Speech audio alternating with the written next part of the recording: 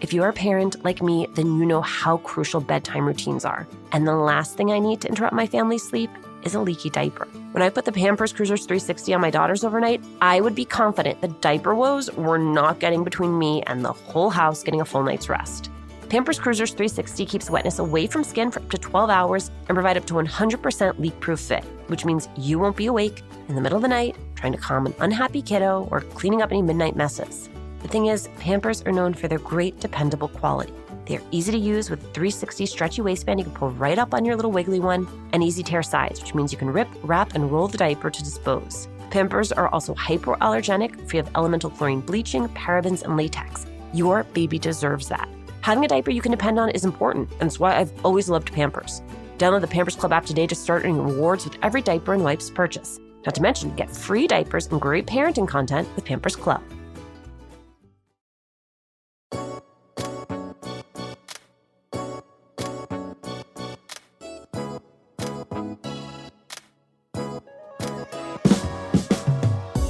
Beatriz Acevedo has been working since she was a kid. She hosted a radio show in Mexico, she produced TV, she won 3 Emmys, then the bottom fell out. But that experience, no savings, no sense of where to go next, that would fuel where she is today as the founder and CEO of SUMA Wealth, where she's using technology to increase prosperity and financial inclusion for our communities. I have been in rooms and on panels with Beatriz, but what you're about to hear, is part of this conversation I've always wanted to have with her. Everything from building businesses, both SUMA and mitú, while raising twins, to what happens when the execution does not live up to the vision. This was an especially candid conversation, and I'm grateful to Beatriz for showing up as she did.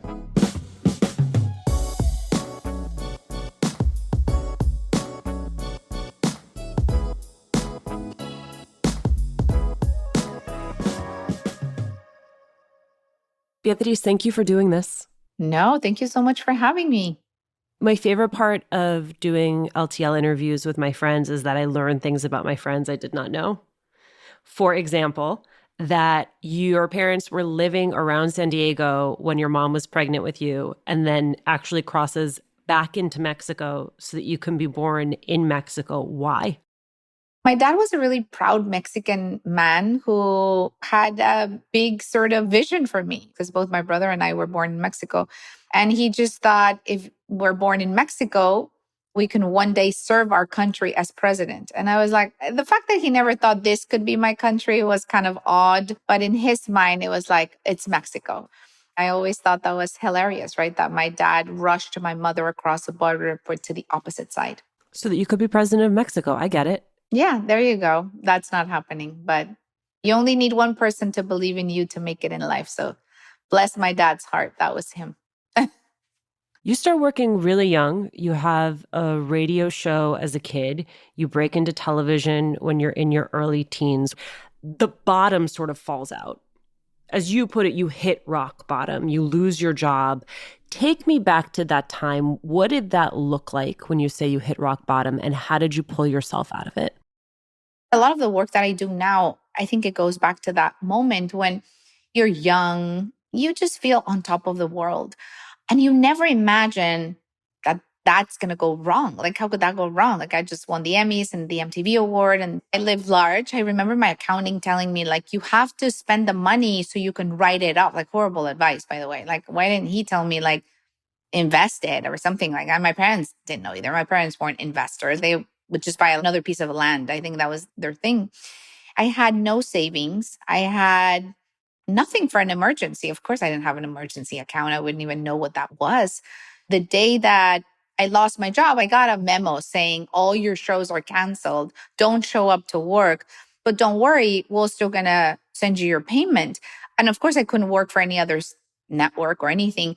And today, I would take that in a second, right? And just do philanthropy. Like, oh my gosh, what a great gig. But when you're in your early 20s, like I was so arrogant. I was so like, what? You're going to pay me, but you're taking me off the air? I quit. Then reality hit me. You know, I was at a market trying to buy literally like a little carton of milk and my Amex didn't go through. And how did you pull yourself out? Well, listen, those moments are very much of like, this is it, sink or swim. So you're going to have to find something. So my idea was, listen, I'm going to call a few people that I know, which happened to be singers. In this case, it was Luis Miguel. I'm going to pitch him that I can produce something for him. So I, knowing that Luis Miguel hated interviews, like he just so despised interviews, I was like, listen, you know how you hate interviews? Like I can produce this thing for you called an EPK, like an electronic press kit. And you would get these tapes from Elton John or Sting or U2 or whoever. It was never from the Latino singers because I don't think there was a thing like that in Latin America. It's like a video that already has one interview, but you send it to everybody, and that recording, you use it for radio and print. And he was like, oh, that sounds amazing. So I quickly came up with this idea to do my own company, quote unquote, in my apartment called EPK Producciones.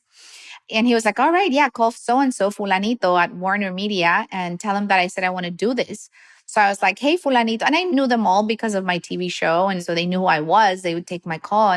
But Luis Miguel was my first client. And I'm beyond grateful because after him, I got to do like Maná, Paulina Rubio, and a bunch of them. So that's how I got started. So in my apartment, I would go and do my interviews. I would hire a camera guy and then an editor, and we would put these things together. And, that's how I became an independent producer. You've done more things than we could possibly fit into an episode of Latina to Latina. And I think a lot of our listeners will be most familiar with the work that you did launching mitú. Can you take me back to the initial idea for mitú and how you chiseled down that idea to become what we would all know, the iteration we would all know? Yeah, so I felt very guilty to be 1% of people in Hollywood who get to tell their authentic stories. I was lucky that, I don't know, maybe because I had the Emmys and the MTV Award or whatever, they're like, all right, that gave me some sort of validation and I was able to sell shows in Hollywood. But every time I try to break in anybody from our community, I'm like, oh, how about this new cinematographer? How about this new costume designer? No. Every network was a no. And when I met with people like at the top, network heads, presidents of studios, etc., they were like, oh, yeah, we can't find the Latinos. Like that was happening 30 years ago, amiga. And then I would go back to my office and there's so many talented Latinos. They're like, nobody gives us an opportunity. Like nobody takes our calls. We can't get an agent. We can't. And it was so frustrating. So when digital came about, I was like, oh my God, this is it. Like this answer to my prayers and to everybody who's never had an opportunity. I was like, today you have a phone, you have an opportunity. Because, you could see all these like independent, I guess it was the rise of the influencer, right? Like people making videos at home in their bathrooms and just doing incredibly well. But at that time, they could not monetize. If you weren't a part of a network that they called, and back in the day it was called multi-channel networks, MCNs, you couldn't monetize. So even though you had millions of views on a video, you couldn't get paid. And so there were some networks that started to pop up, like the network for beauty and the network for gaming. And there was nothing for Latinos, classic. And I remember somebody that I knew who had one of these networks, Alan de Beauvoir, who became like our first investor and advisor, who was like, you should launch this for Latinos. And I was like, oh my gosh, but first of all, I don't know much about digital. And they're like, and you raise some capital? I'm like, oh, I've never raised capital. I've always self-funded my stuff. I don't know how to do it. No, like I'll help you and you'll see. And it was an incredible experience. I mean, for me, why I wanted to do it was really to prove to Hollywood, this was the initial idea, which we never got to do, that you could really build massive audiences on digital and almost like to validate all the incredible talent that we have in our community, right? We never change those numbers in Hollywood. I mean, there's a few that make movies now and TV shows, but nothing to move the needle on that 1%. Well, what we did do was we're really able to build a brand that stood for something, particularly with young Latinos who sometimes feel like they don't fully belong, right? They're not American enough. They're not Latinos enough. And this brand, mitú, was that. It's like, oh my gosh, these people get me. They're like me. They speak English, but they're proud of where they come from. So that part, I'm super proud that we were able to build. The moving the needle on Hollywood, absolutely not. Did it teach you what it would take to move the needle in Hollywood? Unfortunately, until we are those heads of networks and studios, we're not going to move the needle. What gives me hope is that just by default, demographic wise, we'll get there, right? Because we'll be the new majority and we're going to be there in the numbers. One day that change will happen. But I wasn't able to do it. If you're a mom like me, you know how crucial bedtime routines are. And the last thing I need to interrupt my family's sleep is a leaky diaper. When I put the Pampers Cruisers 360 on my daughters overnight, I would be confident that diaper woes were not getting between me and the whole house getting a full night's rest. Pampers Cruisers 360 keep wetness away from the skin for up to 12 hours and provide up to 100% leak-proof fit, which means you will not be awake in the middle of the night trying to calm an unhappy kiddo or cleaning up any midnight messes. The thing is, Pampers are known for their great, dependable quality. They are easy to use with those 360 stretchy waistbands you can pull right up on your little wiggly one, and easy tear sides, which means you can rip, wrap, and roll the diaper to dispose. Pampers are also hypoallergenic, free of elemental chlorine bleaching, parabens, and latex. Your baby deserves that. Having a diaper you can depend on is important, and that's why I've always loved Pampers. Download the Pampers Club app today to start earning rewards with every diaper and wipes purchase. Not to mention, you can get free diapers and great parenting content with Pampers Club. You made me laugh when you said multi-channel network, MCN, because I feel like so many of those acronyms and that lingo is what is made to keep things opaque and keep people out.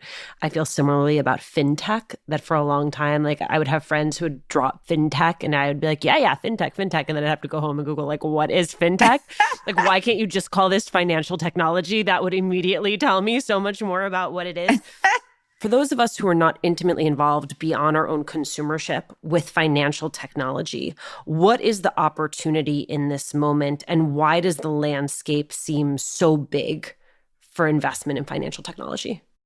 So particularly for our community or for communities of color or immigrants, the distrust that people have in financial institutions, it's real. There's a lot of post-traumatic syndrome, whether you lived it as an older immigrant or you heard the stories from your older parents or grandparents or tios, tias, of how they lost it all one day, right? It could have been in a devaluation. It could have been in something that the government just decided to overturn, et cetera.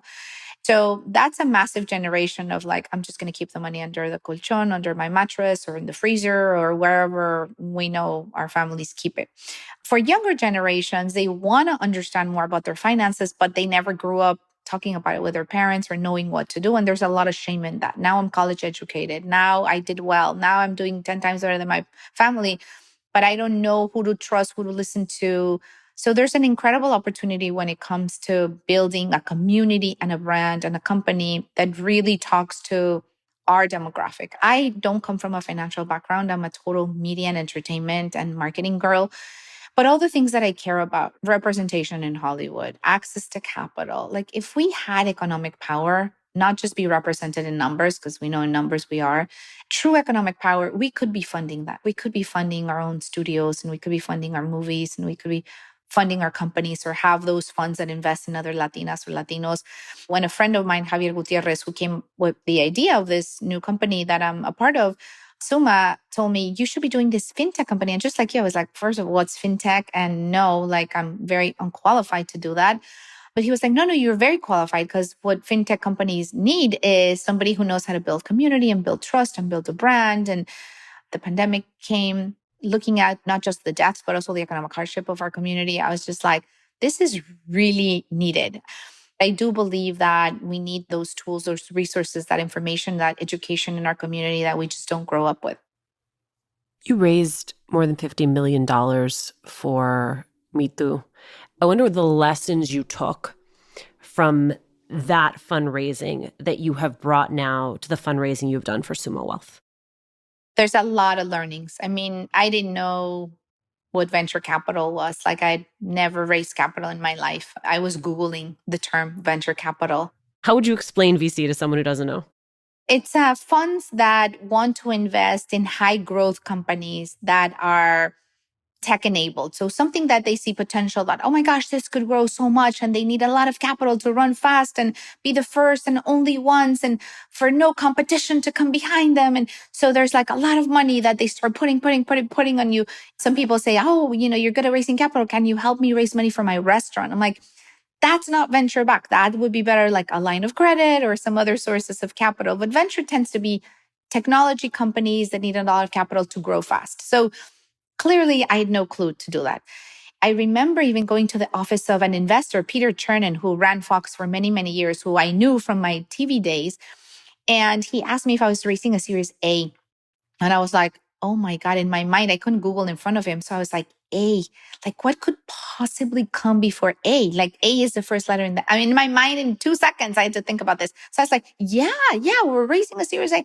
Of course we weren't raising a Series A. Probably that was like a pre-seed or an angel round way before an A. And that already set us up terribly because Series A, the expectations that investors have of you, it's like, just give me the returns immediately. Back in the day, there was so much capital and so much money being put into digital media companies. So I thought raising capital was kind of easy because people were just handing you money. It was like Halloween, like handing you candy, but handing you money. But I learned very quickly that not all money is the same. That money that's not aligned to your goals, to your mission, to your values is really, really dangerous. That you really need to pick very carefully who's on that cap table, which means who are your investors that now you're like fully in bed with. And I didn't know that. I didn't ask. I didn't know. And now it's very different. Like I handpick the investors. I say no to capital. And I know for a lot of entrepreneurs, particularly Latin entrepreneurs that don't get the access to capital, just like they didn't get the access to Hollywood back in the day, it's a choice because you're like, what do I do? You know, like this is my baby. This is a company I want to grow. I have employees that I have responsibilities to. I need to take the capital. And I know many of them that have done it and they know the consequences. And it's just heartbreaking. I want to ask you about your acquisition of Real, to the extent possible, understanding that some of this has to be private. Can you give us a sense of the conversations you were having inside SUMA about the acquisition of Real, why it was attractive to you, the analysis that was going on behind the scenes, and then the moment where you decide to say, we're going for this? Yeah, so I've been a big fan of the CEO. Her name's Daniela Corrente. She's an immigrant from Venezuela. She came here for college when she was 16 years old. And she is a superstar. We've sat on panels together. We've had great conversations, hard conversations on how things are going for both of our companies. And I knew she had this fintech company and she had some interest from other people to acquire her. And in this case, a lot of people wanting to acquire her was because she had a pretty big audience of Latina and Black women on her platform.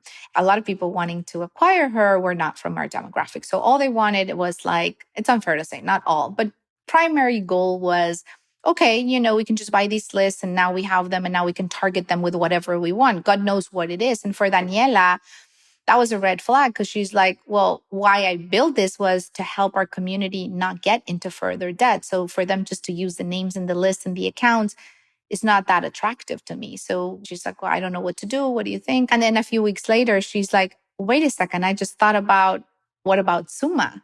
And I was like, okay, let's do it. But then again, it was one of those Google moments when you can't really Google, how do you do diligence on a thing? So, oh my God, it was a crazy learning experience because I've never done this. She's never sold a company before. I've never acquired a company before. But it just felt so right. We were able to make the deal and we were just so excited. And we're incredibly blessed to have Daniela join our team and to really honor everything that she's built for a community in the right way.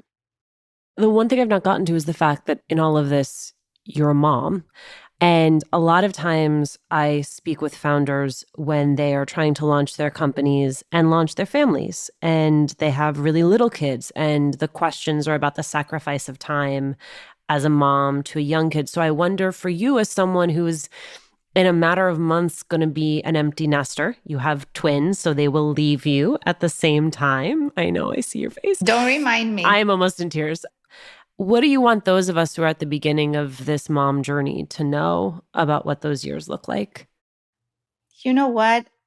I still have the guilt. I mean, I started mitú when the kids were 8 and they absolutely hated it. Like mitú was the enemy that took their mom away. And I traveled a lot for mitú. I don't know why I had to travel so much, but they hated it. And people were like, no, but it's just because they're little. But, you know, when they're older, they'll really respect having a working mom and what you did for the community. And maybe they're going to turn out okay. And I hope they do.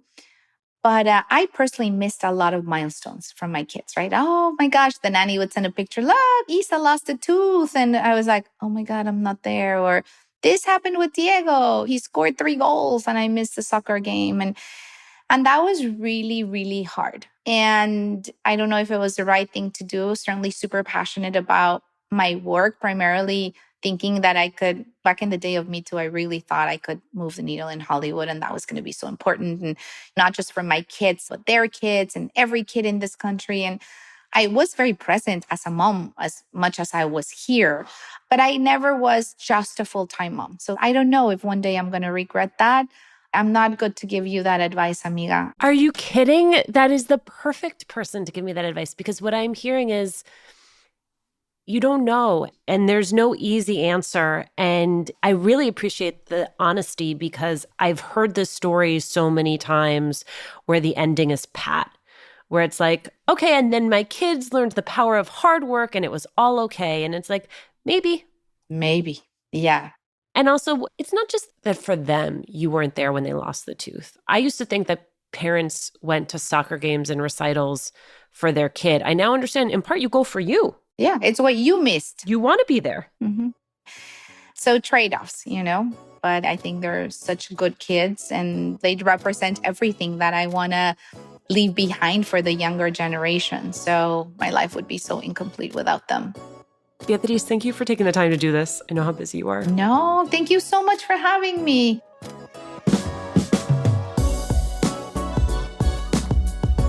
Thanks for listening. Latina to Latina is executive produced and owned by Juleka Lantigua and me, Alicia Menendez. Paulina Velasco is our producer. Kojin Tashiro is our lead producer. Trent Lightburn mixed this episode. We love hearing from you. Email us at hola@latinatolatina.com. Slide into our DMs on Instagram or tweet us at Latina to Latina. Check out our merchandise at latinatolatina.com/shop. And remember to subscribe or follow us on Radio Public, Apple Podcasts, Google Podcasts, Good Pods, wherever you're listening right now. Every time you share the podcast, every time you leave a review, you help us to grow as a community.